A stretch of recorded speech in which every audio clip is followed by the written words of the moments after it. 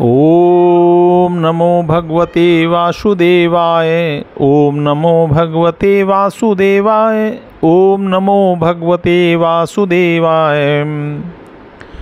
भगवान के प्रेमी भक्तजनों, भगवान के पार्षदों, भगवान से प्रेम करने वाले सभी पुरुषोत्तम मास की कथा सुनने वाले भक्तों को आज हम आपको अष्टोदशोध्याय या 18वें अध्याय का पाठ सुनाएंगे। उससे पहले भगवान पुरुषोत्तम, भगवान गणेश जी, माँ गौरी जी, शिव जी और भगवान राम का ध्यान करेंगे। गजाननम भूत गणादिसेवितम कपित्थ जम्बूफलचारु भक्षणम उमासुतं शोकविनाशकारकं नमामि विघ्नेश्वर पादपङ्कजम्। नमो देव्यै महादेव्यै शिवाय सततं नमः। नमः प्रकृतये भद्राय नियता प्रणतास्यन्ताम्। अब हम सभी लोग भगवान पुरुषोत्तम, भगवान कृष्ण का ध्यान करते हैं।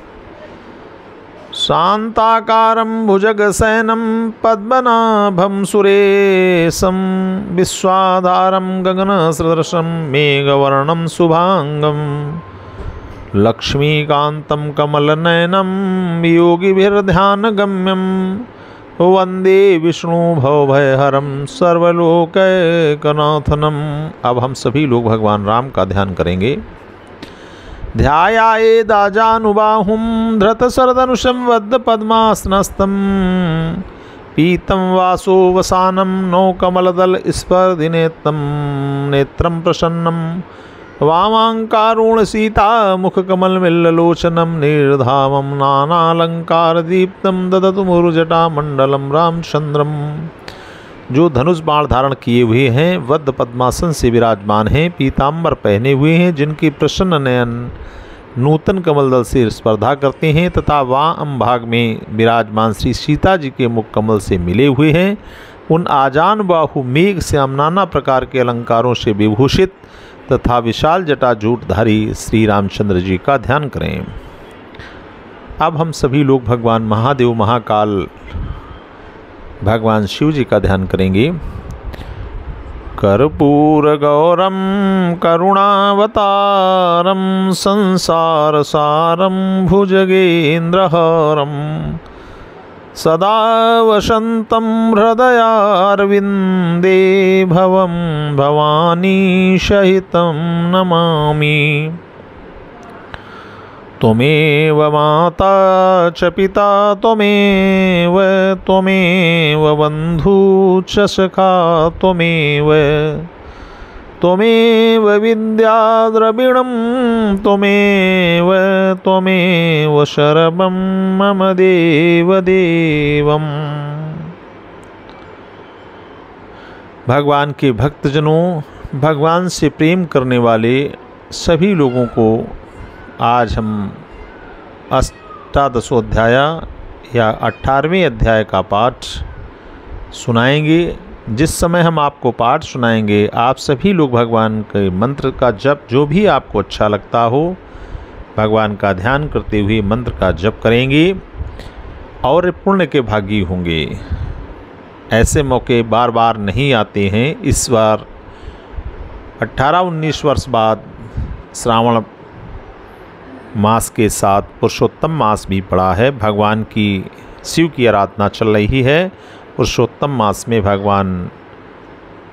पुरुषोत्तम भगवान विष्णु या राम या कृष्ण, जिस पे भी आप श्रद्धा रखते हैं, उनका ये महीना चल रहा है।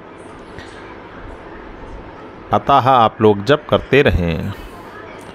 अथ अष्टादशोऽध्याय दृढधन्वा महीपालं किमुवाच तथा परं वाल्मीकि भार्गवान्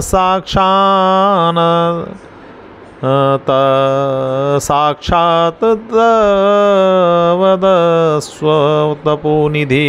नारद जी ने पूछा, तपस्वी राज उसके बाद साक्षात भगवान वाल्मीकि जी ने राजा रणधन्वा से क्या कहा सो आप मुझसे बतलाइए। श्री नारायण बोले, राजऋषि रणधन्वा को पूर्व जन्म का वृत्तांत सुनकर बड़ा विस्मय हुआ और उन्होंने मुनिवर वाल्मीकि से पूछा। राजा रणधन्वा बोले, हे ब्राह्मण, आपकी माता के समान सुंदर, आपकी अमृत के समान सुंदर नई नई बातों का बार बार पान करते हुए भी नहीं अघा रहा हूँ, इसलिए आप इसके बाद का वृत्तांत बताइए।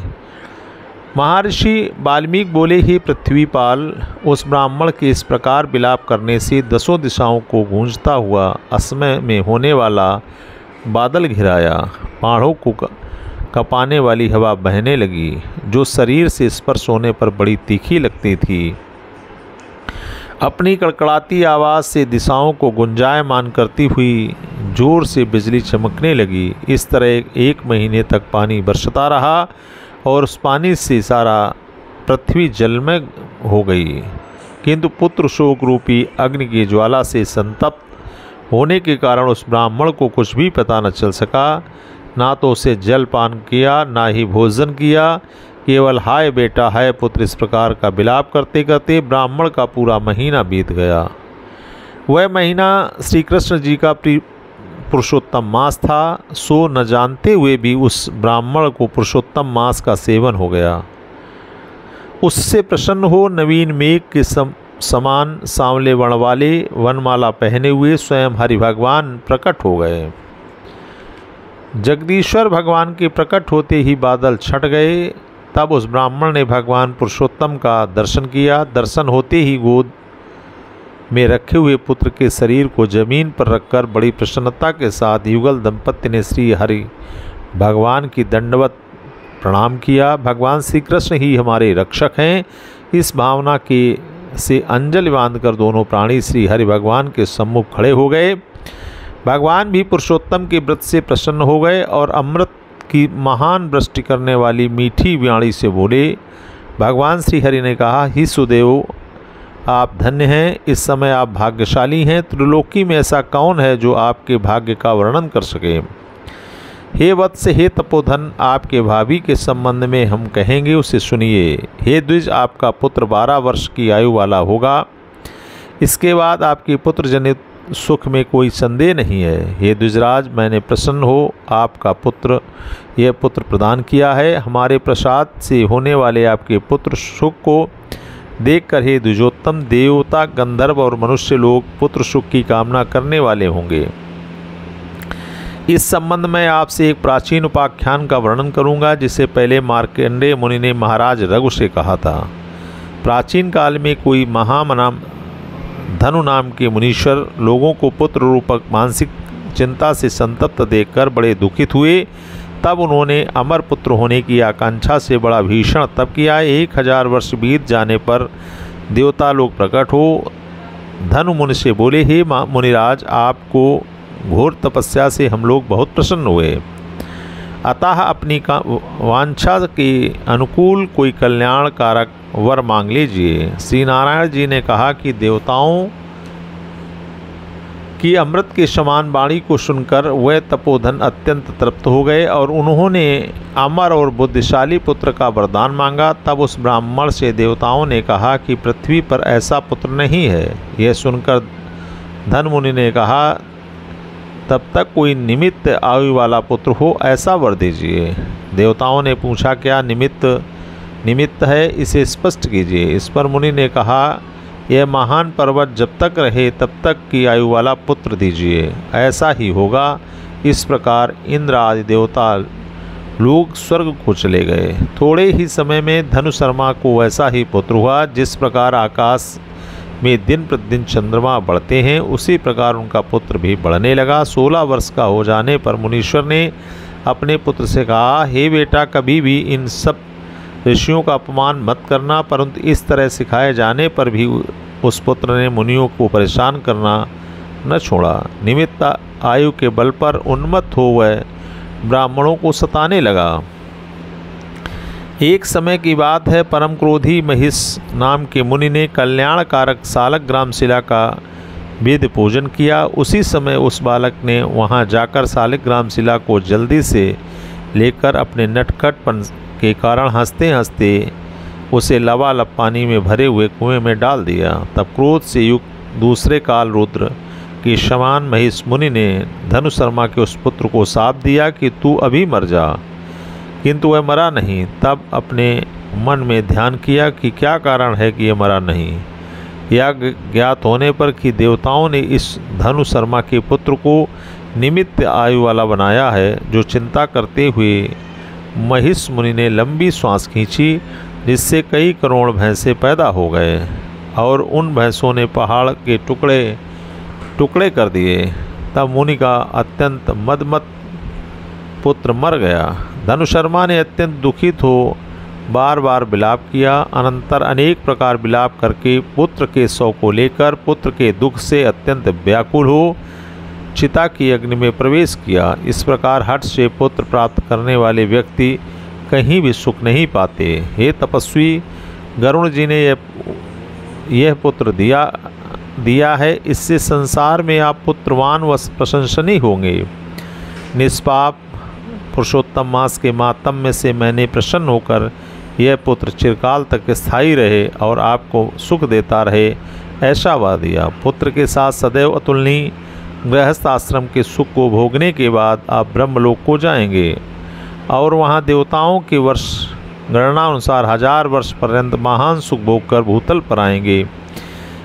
हे द्विश्रेष्ठ, आप वहाँ चक्रवर्ती सम्राट होंगे। आप दृढ़धन्वा के नाम से प्रसिद्ध होंगे और चतुरंगिणी सेना तथा वाहनों से युक्त हो 10,000 वर्ष पर्यंत पृथ्वी के राज्य का सुख भोगेंगे।